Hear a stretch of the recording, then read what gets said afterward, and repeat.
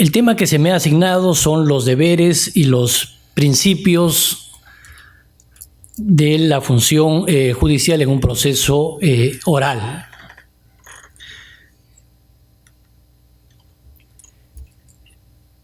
En principio debemos tener presentes que en los últimos 30 años América Latina ha experimentado una serie de reformas judiciales que han transformado radicalmente nuestros procesos escritos e inquisitivos.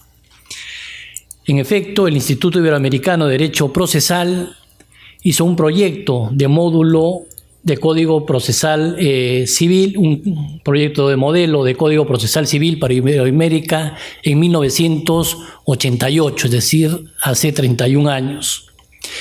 Uruguay fue el primer país que aplicó el sistema de la oralidad a los procesos no penales y desde el año 1989, con una modificación en el año 2013, viene aplicando este sistema en forma eficiente. Luego lo siguió España, Costa Rica, Colombia, Ecuador y recientemente algunas provincias de Argentina, algunos estados federales de México y, como todos sabemos, en nuestro país, Arequipa, Lima y Trujillo, ya tenemos módulos que están operativos gracias al apoyo desinteresado de CEJA, del Centro del Centro de Estudios de Justicia de las Américas. Entonces, lo que estamos haciendo hoy en día no es que hayamos descubierto la pólvora, sino que ya esto está vigente desde hace más de 30 años. Lo que estamos haciendo es darle vigencia y poder mejorar nuestro proceso civil. Y en efecto, el Perú no ha sido la excepción. Si bien es cierto, empezamos con el Código de Procesal Civil de 1993, que lo voy a tratar más adelante, pero ha seguido el proceso penal, el proceso laboral, ¿no?, que están desarrollándose actualmente. Y asimismo tenemos el proyecto del nuevo Código Procesal Civil, que ya ha sido publicado por resolución ministerial 070-2008 en el mes de marzo del año pasado. ¿Y cuáles son las novedades que trae este proyecto? Que es justamente aplicar la oralidad al proceso civil, establecer la audiencia preliminar, entre otros aspectos. Es decir, que el camino que está diseñado en el futuro para el proceso civil es evidentemente la oralidad. Por tanto, lo que estamos haciendo actualmente dentro de la Comisión Nacional de Implementación es dar un paso adelante, ¿no? Proyectarnos hasta que se modifique el código procesal que está en el mismo camino.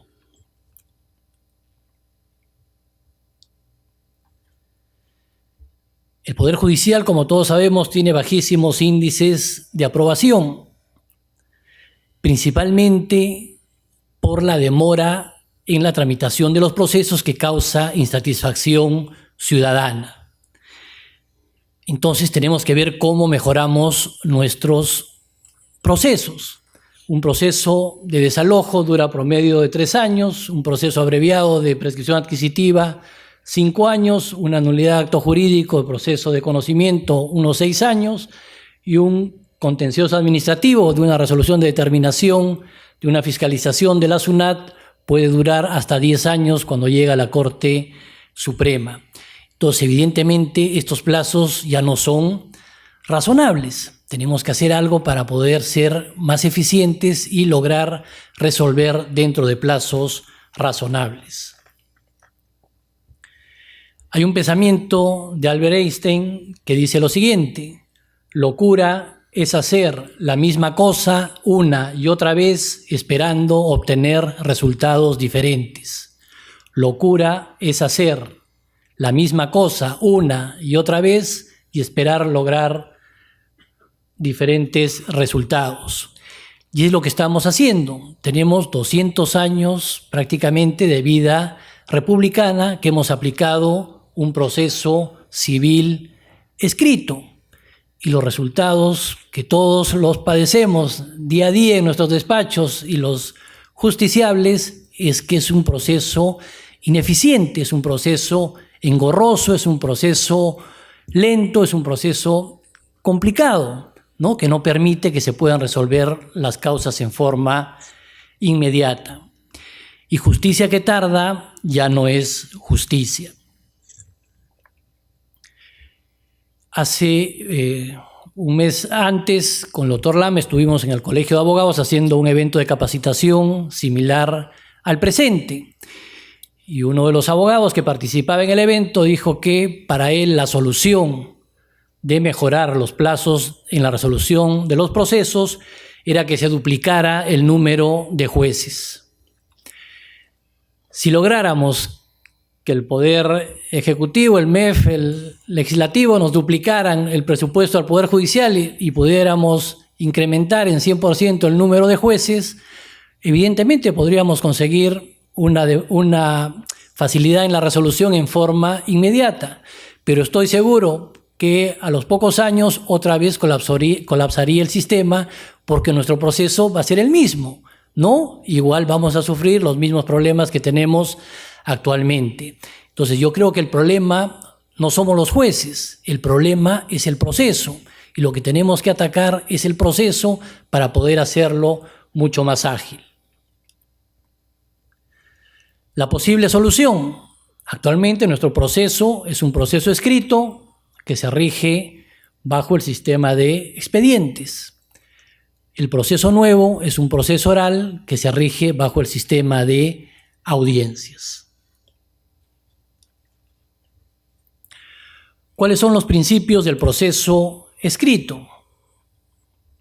Como sabemos, un proceso escrito, como lo tenemos actualmente, es ir acumulando en el expediente los escritos que presenten las partes, las pruebas que se van actuando, los informes que se reciban, etcétera, ¿no? Se van juntando cientos o miles de folios y al final al juez se lo entregan para que expida sentencia. Y el juez lo que tiene que hacer es empezar a leer desde la foja 1 para enterarse de qué se trata el proceso, haciendo su resumen y expedir la sentencia, lo cual es un trabajo engorroso, más aún si tenemos un expediente como los que nos llegan a veces a la Corte Suprema que tienen 50.000 o 60.000 folios. Entonces eso es materialmente imposible poder realizar un trabajo eficiente. El primer principio es la desconcentración. En un proceso escrito no hay límites para presentar escritos. Las partes pueden presentar todos los escritos que se les ocurra y el juez tiene la obligación de resolverlos. Y eso hace que el proceso sea engorroso. En una visita a una corte para la implementación de la oralidad, uno de los especialistas legales del despacho me indicaba: doctor, pero es imposible que podamos aplicar actualmente la oralidad. En mi despacho entran promedio 40 o 50 escritos diarios y ya tengo como 600 escritos pendientes de poder proyectarlos. Me quedo hasta las 7 de la noche todos los días descuidando a mis hijos y si ahora vamos a hacer encima de eso audiencias, me tendré que quedar hasta las 9 de la noche y eso ya es un trato inhumano. Y yo le decía, ¿y qué tal si eliminamos los escritos? Que usted ya no tenga más escritos que resolver. Eso sería fabuloso, doctor, pero eso es imposible. Eso no es imposible en un proceso oral. En un proceso oral no se necesita que se presenten escritos constantemente. Y si hay un abogado que quiere entorpecer el proceso y empieza a presentar recurso tras recurso, todos esos recursos se van a guardar para la audiencia preliminar. Y ahí se van a resolver en una sola resolución en forma conjunta y se terminan todos los escritos que están pendientes. Luego tenemos la etapa de la audiencia de pruebas y terminada la audiencia de pruebas se expide inmediatamente la sentencia. Entonces, ¿qué escritos van a tener que presentar las partes? ¿No? Lo que quedará presentar su escrito de apelación si no está de acuerdo con la sentencia. Entonces, obviamente, la labor del especialista va a disminuir, ¿no? Notablemente. Falta de mediación. El juez no tiene contacto directo con las partes. Actualmente, si hay un proceso que no hay pruebas que actuar y se prescinde de la audiencia de pruebas, el juez jamás va a tener ningún contacto directo con las partes, solo va a tener el contacto frío con el expediente físico cuando le toque expedir la sentencia correspondiente.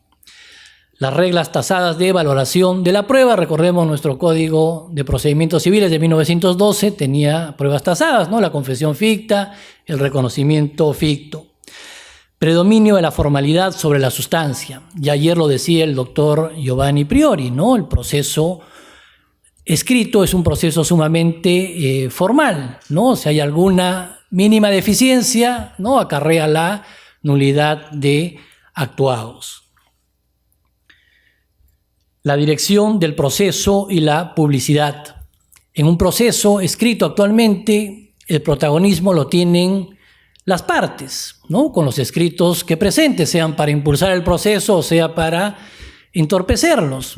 Y el que tiene el dominio del proceso es el especialista legal o el secretario, que es el que maneja físicamente el expediente y el que lo conoce mucho mejor que el juez.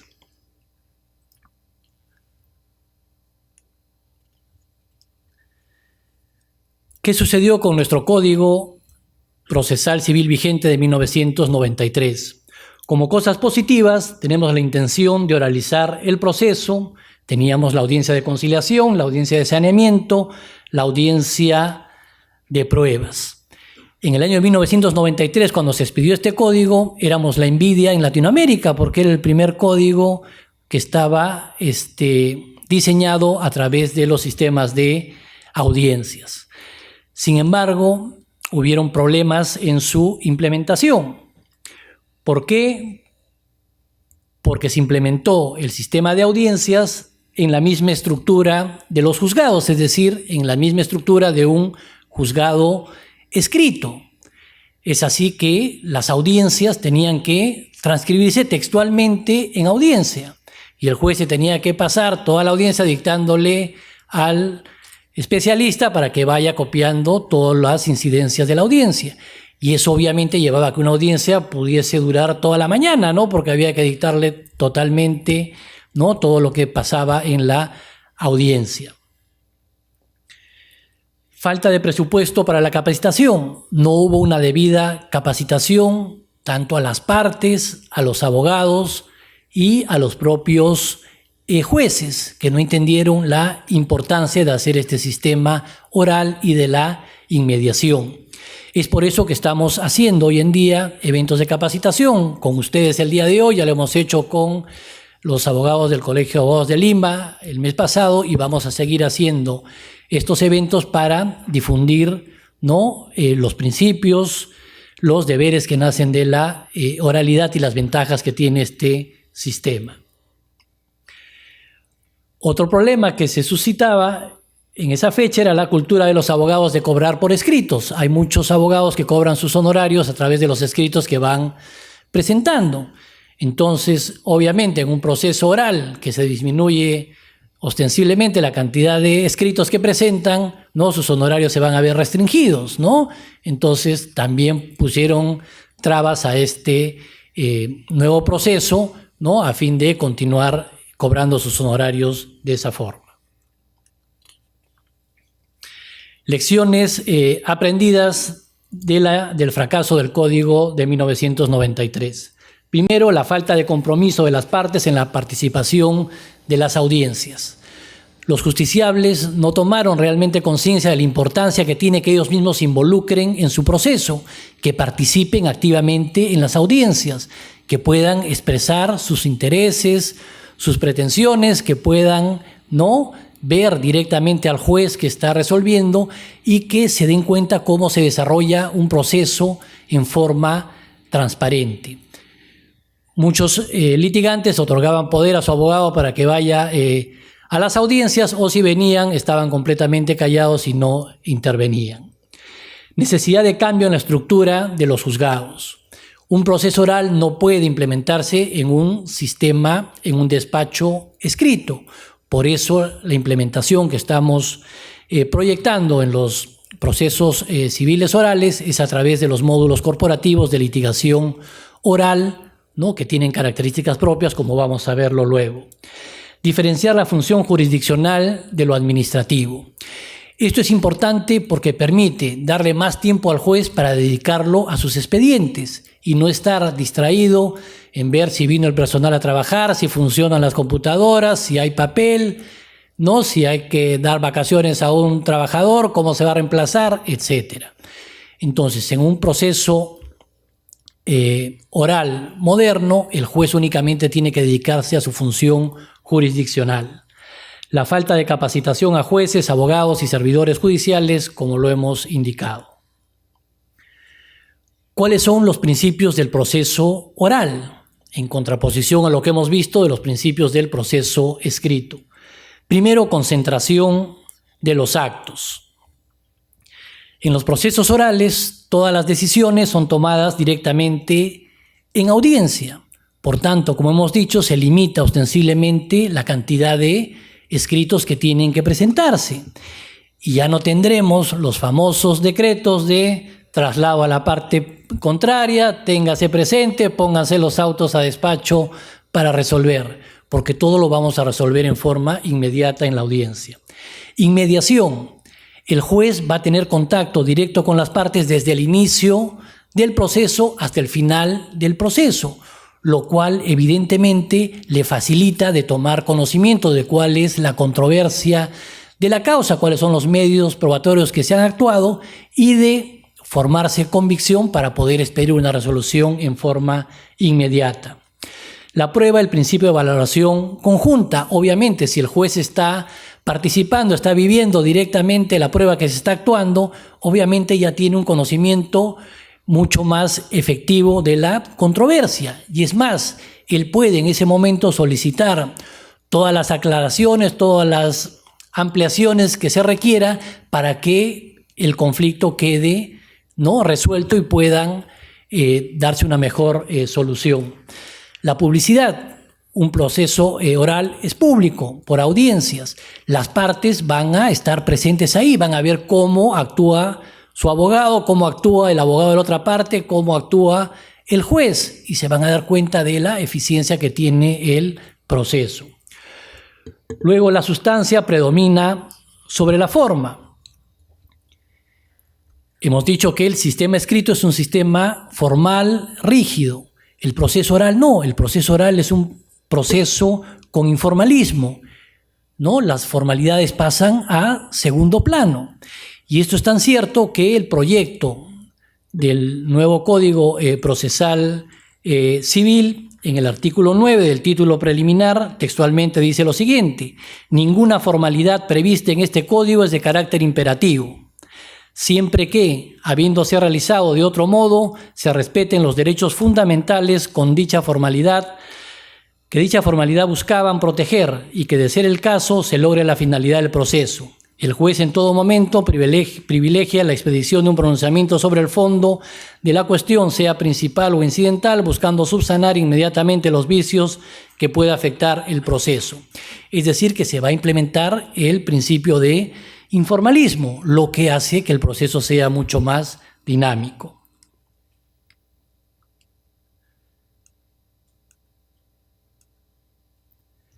El problema de la gestión de despacho. Como bien lo ha dicho el doctor Lama, la oralidad no es únicamente grabar las audiencias, sino significa un cambio de la estructura de un despacho judicial.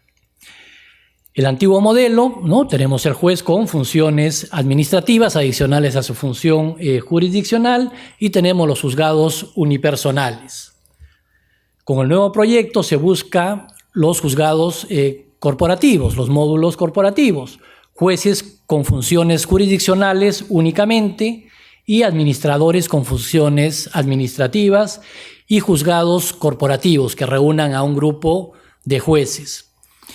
¿Cuál es la ventaja de un juzgado corporativo?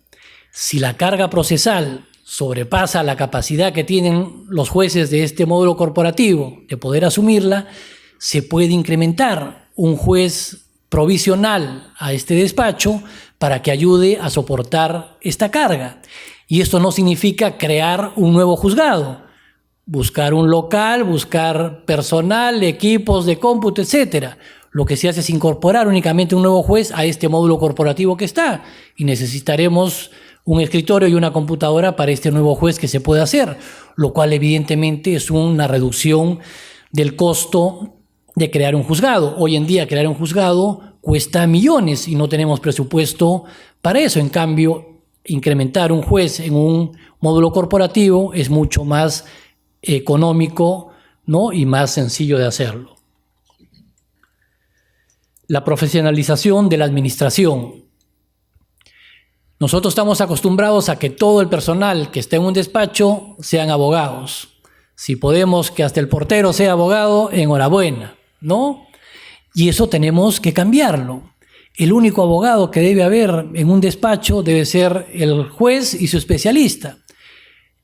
El administrador debe ser un ingeniero de procesos, un ingeniero industrial, ¿no? Que pueda manejar todo lo que son estadísticas, indicadores, indicios, etcétera, que pueda hacer que todo el engranaje del despacho pueda funcionar correctamente y que el juez tenga todas las facilidades para poder llevar a cabo las audiencias y expedir sus sentencias.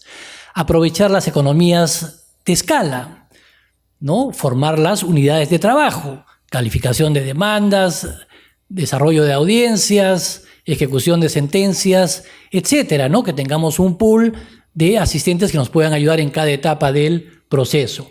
Privilegia la flexibilidad procesal, seguimiento de los procesos a través de información real.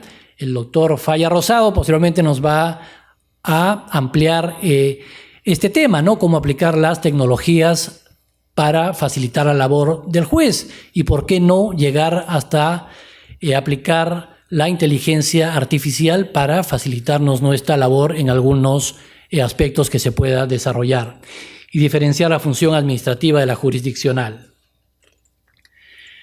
¿Cuáles son los deberes del juez en el nuevo proceso civil oral? En la audiencia preliminar necesitamos, en la primera parte, ¿no? Que tenemos la etapa de conciliación, un juez activista. ¿Por qué digo un juez activista? Porque es un juez que en principio tiene que haber revisado previamente el escrito de demanda y el escrito de contestación para tener un conocimiento cabal de cuál es la controversia, cuáles son los puntos que están en debate y con esto poder facilitar la conciliación. ¿Por qué es importante la conciliación? En otros países llama la atención que un promedio de más del 30% de causas puedan terminarse vía conciliación. Y los que hemos asistido a algunas audiencias, no nos hemos quedado sorprendidos que a veces hasta el juez adelanta opinión al momento de hacer la conciliación, ¿no? Recuerdo en Santiago de Chile, en un proceso laboral que fuimos a ver, ¿no? La jueza le decía al trabajador que para ella no estaba claro su vínculo laboral y que si la parte empleadora le estaba ofreciendo 5.000 por decir algo y no los 10.000 que estaba solicitando, no era una mala oferta. Entonces uno diría, pero ya ha adelantado opinión el juez, ¿no? Y el juez decía, no estoy adelantando opinión, estoy dando mi punto de vista de lo que tengo en el expediente actualmente. Claro, eso puede cambiar después de la actuación de los medios probatorios, pero si se logra terminar ese proceso con la satisfacción de ambas partes, ¿no? Logramos que las partes se vayan satisfechas, pero además logramos que en forma inmediata tengamos un expediente menos que sentenciar y un expediente más a nuestra producción jurisdiccional. Entonces la conciliación necesita un activismo del juez, ¿no? Por su propio interés, porque va a lograr incrementar su producción, pero además, ¿no? Se va a lograr que las partes estén satisfechas. La segunda parte, en el saneamiento procesal, un juez protagonista, ¿no? Que necesita establecer realmente cuál es el punto controvertido y establecer cuáles son los puntos no controvertidos para limitar la controversia. En la tercera etapa, ¿no? Fugación de puntos controvertidos y no controvertidos, saneamiento del proceso, ¿no? Un juez director del proceso que pueda encaminar bien la causa y circunscribirla únicamente a lo que es materia de controversia, ¿no? Y no distraerse en cuestiones que las partes estén de acuerdo. En la audiencia de pruebas, en principio necesitamos un juez pasivo y un juez de garantías. En la etapa probatoria, los protagonistas tienen que ser las partes y los abogados, ¿no? Para acreditar su teoría del caso o los hechos que pretenden probar bajo el principio de la carga probatoria. Pero no es que el juez esté de un espectador, ¿no? Hemos dicho que el juez debe participar también para cualquier aclaración, para cualquier ampliación. Y en casos excepcionales, hasta proponer una prueba de oficio de ser indispensable para resolver la causa, siempre, ¿no? Dando las facilidades de contradicción y de defensa a las partes. En la etapa de ejecución, ¿no? Necesitamos otra vez un juez activista. La tutela jurisdiccional tiene que ser una tutela efectiva. No sirve de nada tener una sentencia que declara fundada una demanda si no hay forma de ejecutarla. Entonces el juez de ejecución tiene que buscar todos los medios posibles para hacer efectiva la sentencia. ¿Cuáles son los deberes de los abogados? Primero, conocer y estudiar el caso.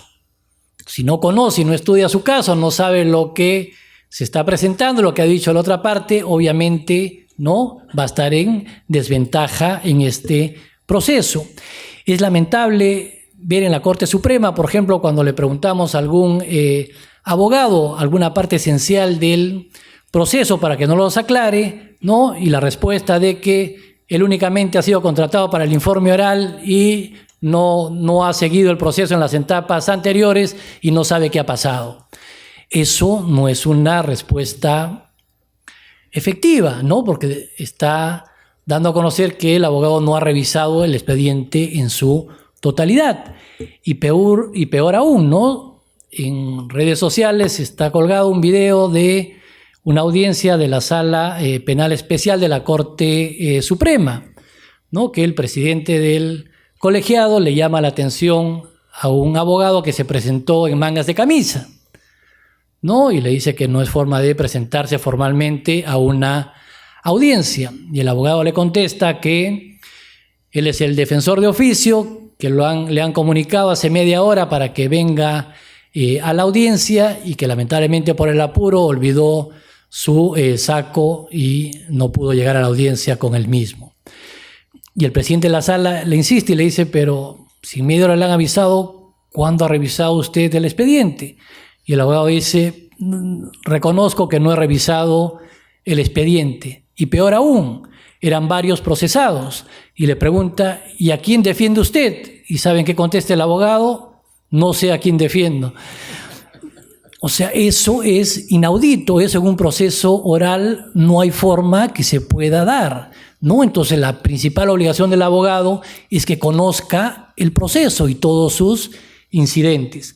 Preparar su teoría del caso, ¿no? Ayer se ha tratado el tema al respecto. Propender a la conciliación y no la dilación del proceso. Hemos dicho que muchos abogados están acostumbrados a cobrar por los escritos que presenten. Ese sistema de cobro de honorarios tiene que cambiar, ¿no? Por una cantidad fija. Y si logran terminar el proceso en una audiencia con 3 meses de llevado a cabo el proceso, enhorabuena, van a recibir sus honorarios en forma adelantada. Asumir su rol protagónico en la audiencia de pruebas, como hemos dicho, y preparar su alegato final o conclusiones de llegarse a la audiencia final. ¿Cuáles serían los deberes de las partes? Su compromiso de asistir personalmente a las audiencias y de conocer las incidencias de su caso.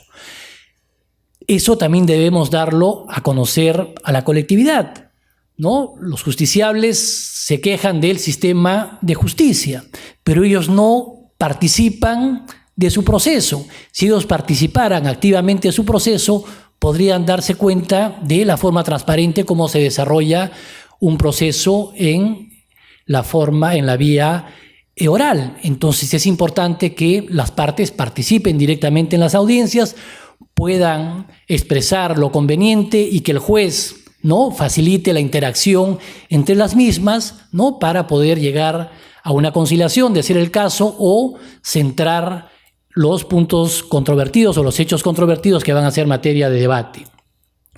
propender a la conciliación, ¿no? De igual forma, las partes también deben estar llanas a ceder en algo sus pretensiones con la finalidad de poder concluir en forma inmediata su conflicto.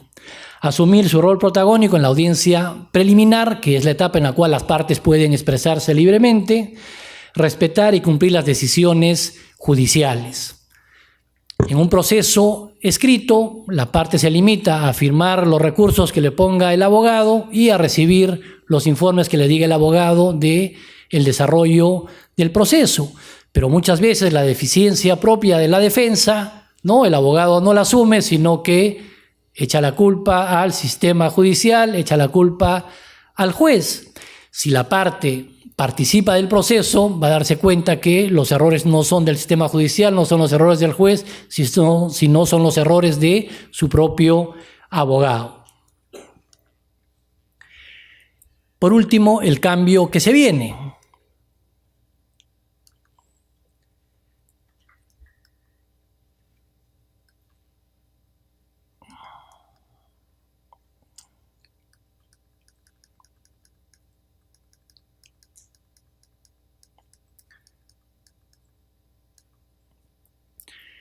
El proyecto del Código Procesal Civil, ¿no? Indica que el juez lleva a cabo todas las actuaciones. O sea, la inmediación va a ser obligatoria en todas las etapas del proceso. La participación activa de las partes, la flexibilidad de las normas procesales al caso concreto, el informalismo que hemos dicho, fomenta el debate judicial en plena audiencia. Establece la audiencia preliminar, que tanto hemos hablado en este evento expresamente en el artículo 465A, ¿no? Y establece un flujograma, cómo se lleva a cabo la audiencia preliminar en el 465B. También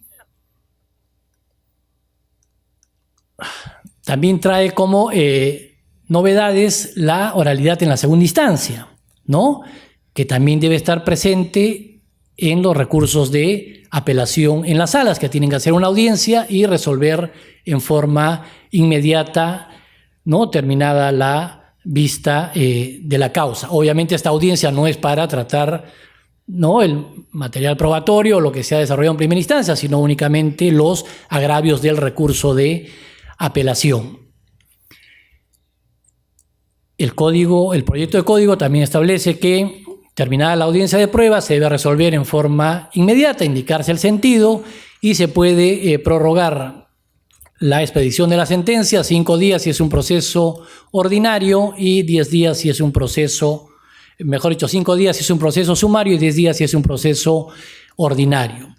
¿Esto es posible? Yo creo que sí, porque si el juez ha desarrollado todo el proceso directamente, terminada la audiencia de pruebas, ya tiene una convicción de cuál es la forma que va a resolver el proceso. Entonces no tiene ningún inconveniente para en ese momento dar el sentido de lo que se va a resolver. Y si se puede expedir la sentencia en ese acto, enhorabuena. Y si no, dejarlo para que se notifique posteriormente dentro de estos plazos, ¿no?, a las partes. Pero sí se puede dar el sentido en forma inmediata. Asimismo, quería hacerles notar cómo en otros países se expiden las resoluciones interlocutorias, las que se van desarrollando de las incidencias en el proceso. Acá yo tengo una resolución de un juzgado civil que resuelve 2 excepciones, una excepción de prescripción y una excepción de falta de legitimidad. Empieza con el siguiente encabezamiento: puesto los autos a despacho para resolver y con la carga procesal que soporta el juzgado. Esto ya significa que esta resolución ha demorado varios meses en ser expedida. Y tiene 1, 2, 3, 4 páginas la resolución. Si yo tuviese que resolver lo mismo que se ha resuelto en esta audiencia preliminar de las excepciones en forma oral, ¿qué hubiese dicho? En cuanto a la excepción de prescripción, el término de prescripción empieza a correr con la inscripción del acto jurídico en registros públicos, que es de tal fecha, la demanda se ha interpuesto en tal fecha, no han transcurrido los 10 años que establece el inciso A del artículo 2001 del Código Civil, infundada la excepción de prescripción. En cuanto a la falta de legitimidad, efectivamente, la parte demandante no es la persona que ha intervenido en el acto jurídico que es materia de nulidad. Sin embargo, se acredita que las personas que han intervenido en el acto jurídico son sus padres que han fallecido y ella tiene su sucesión intestada como heredera. Por tanto, por sucesión está legitimada para interponer esta demanda, infundada su excepción de falta de legitimidad para obrar. ¿Cuánto me he demorado? ¿1 minuto? ¿Cuánto se ha demorado este juez en expedir esta resolución de 4 hojas, más su encabezamiento de que por la carga procesal no podía hacerlo oportunamente? No, de repente son 5 o 6 meses. Entonces, un sistema oral permite ser mucho más ágil al momento de resolver una causa, ¿no? Y sin tener que infraccionar la debida motivación, en forma sencilla podemos resolver las cuestiones interlocutorias sin mayor problema. Cuando expidamos la sentencia ya haremos un trabajo más prolijo de motivación, pero para resolver todas las incidencias del proceso se hacen en forma inmediata y sin ningún problema. Con todo lo que les he dicho, creo que queda claro las diferencias abismales que hay entre un proceso escrito que tenemos actualmente y un proceso oral. Obviamente, tampoco el proceso oral es la panacea, ¿no? Que vamos a aplicarlo y se van a terminar todos los problemas que tenemos, pero creo que es un buen paso para ir mejorando y lograr una pronta administración de justicia, que es lo que clama la población y que lamentablemente es nuestro talón de Aquiles actualmente. Muchas gracias.